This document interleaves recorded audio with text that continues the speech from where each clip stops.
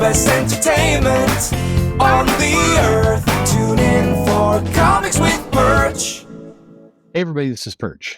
As some of you may know, John Byrne, artist and writer, ton of comics. In my mind, John Byrne is forever kind of best known for the X-Men, which is weird because he actually didn't do that many X-Men comics compared to his Fantastic Four run, his She-Hulk run. I mean, I may be wrong about this. No, I'm not wrong about this.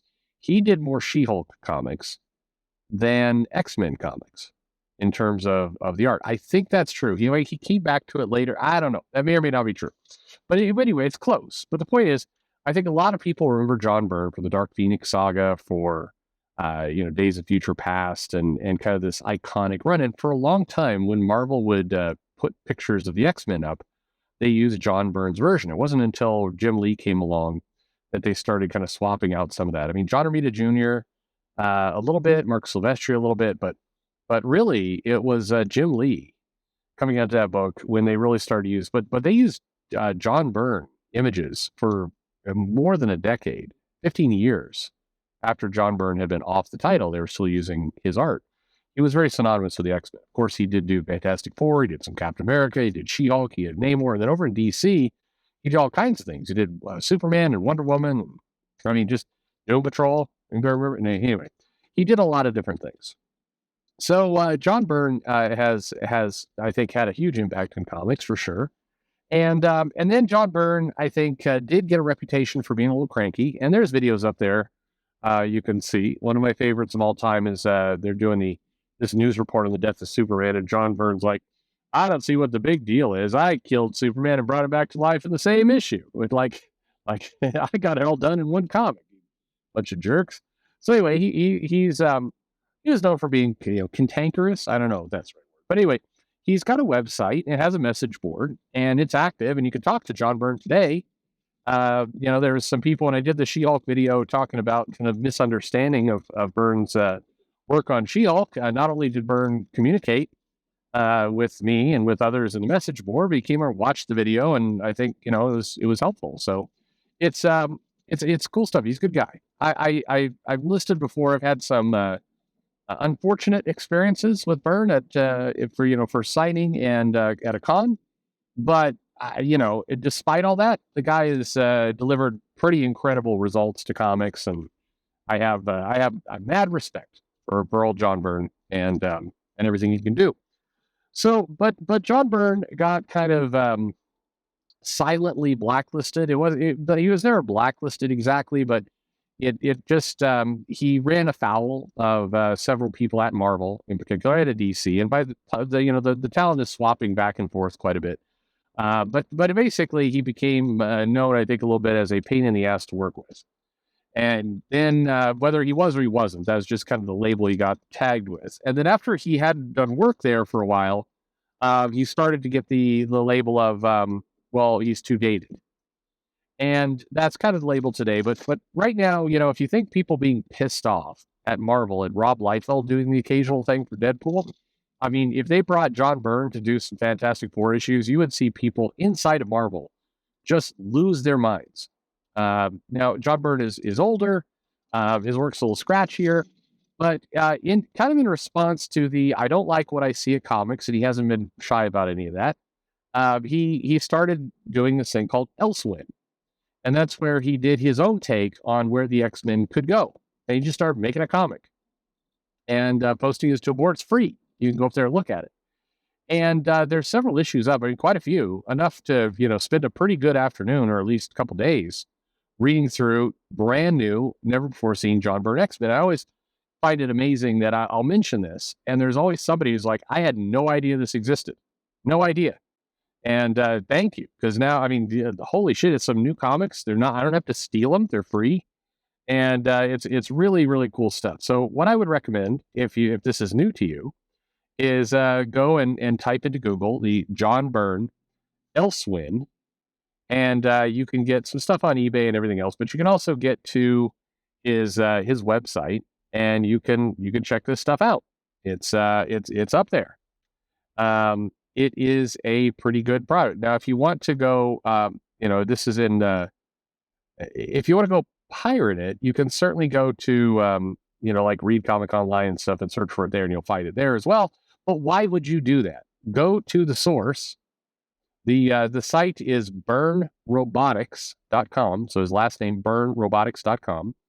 And just click, John Byrne Elsewhen in Google, and you'll get right to it. High quality, super, high res images from his site. And this is one of those instances where it's free at the source. You can certainly go to a pirate site and get it there, but again, why would you get it from the source?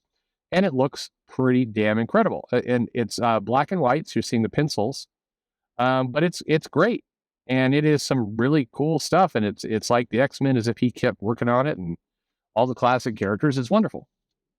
So I would do that today if you haven't. So then we get to the this email. It says, Perch, hey there.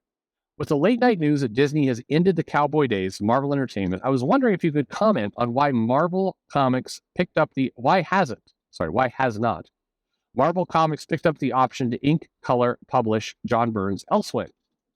Isn't picking up the option for Elsewhen not only a no-brainer, but something that would be a huge bank for Marvel Comics? Thanks for keeping us loop to change the comic book industry. Why haven't they done this? Ego. That's it. That is the only reason, quite bluntly, why they have not done this. John Byrne, it wouldn't be cheap, but it's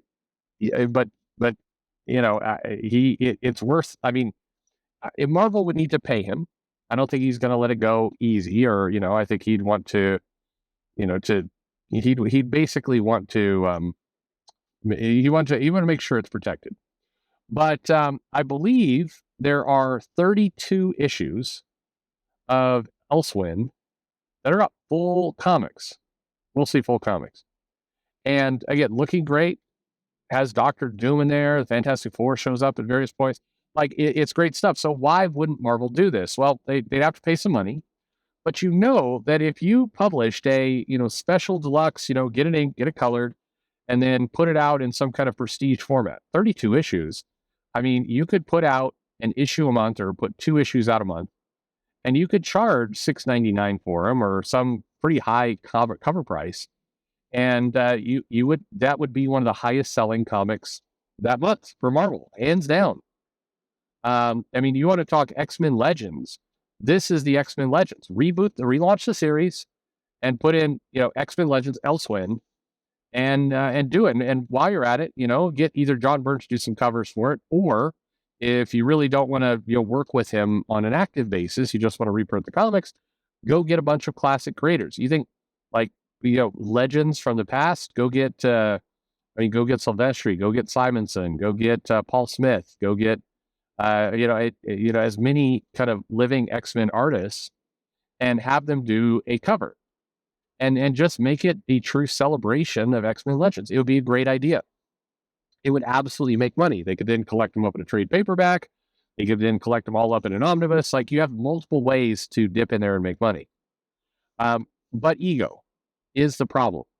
I've talked to people at Marvel about this, and I get 2 answers. One answer I get is, no, well, John Byrne doesn't want to sell it. Again, I'm sure that's true if you ran in there and gave him like bottom dollar pricing. I'm sure that is true. But it's more. But the other answer I get is like, yeah, people don't want to. They don't want to suck it up and give Byrne money because they don't like him. And 2, you would have to admit, because this comic would do really well, it would outsell the current X-Men. There's no doubt about it. It would. So then you'd have to kind of admit that your current thing isn't working, and the stuff that this guy did is basically fanfic on his own website is better than the, mechanism that is the X-Men. And that'd be a bitter, bitter pill to swallow. Now, with the changes at Disney, maybe that changes a little bit. Because, weirdly enough, as I was reading through it about a month ago, I was reading through those again. I've read them a few times. It dawned on me that if the MCU, Kevin Feige, is going to make X-Men movies, like, this is what you do. Including some of the crossovers and other stuff that show up in Elsewhen. I would argue that that is probably better movies for the MCU, certainly than the Krakoa stuff in terms of kind of cinematic and getting things going. So there is a possibility that under new management, you're going to have to get, I mean, bluntly, you're going to have to get a new editor-in-chief in there. The entire cabal of Cebulski and Brevoort and kind of that entire group, they wouldn't. It's going to be. It's not quite over my dead body, but it's probably close. And again, there are people at Marvel who swear up and down, no, we'd love to do it, Byrne just won't sell it. But that doesn't. Again, there are conflicting stories, but hopefully we will see it out there. They're quite well done. It's just kind of cool to see a kind of legend at work, and that's what you have there. So my advice to you, if you haven't gone out and seen it, go to Byrne Robotics, click on, his message board. If you go to the forum, there is one of the forums says fanfic.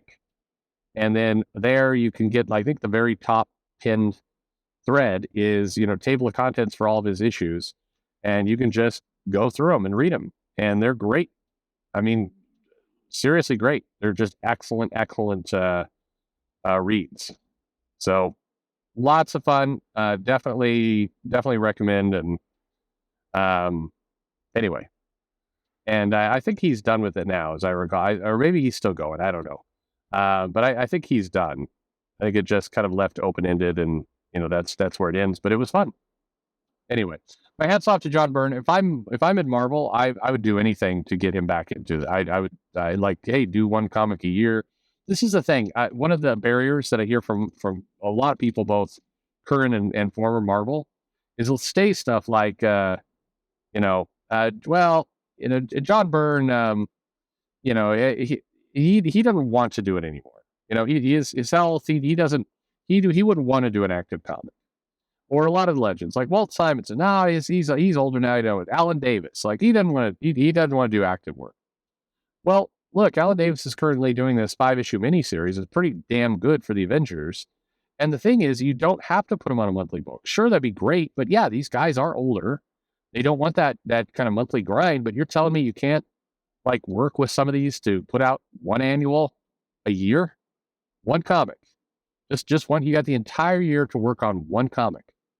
And you're telling me there aren't 12 legends out there you can work with? I mean, we can all, look, Simonson, Davis, Byrne, right there. You don't want to go to Mignola Studios, get something from him? I mean, we can name 12 names really quickly. Paul Smith's be another one.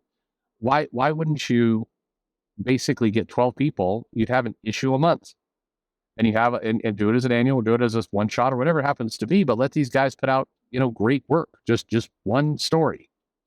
Even at their age, they would love to do one story a year. Sure, why not? Anyway, what do you think? And have you heard of Elsewhen? Is it new to you? If it's new to you, let us know in the comments. I'm always thrilled when somebody finds something for the first time. So let me know in the comments below, and thanks for listening.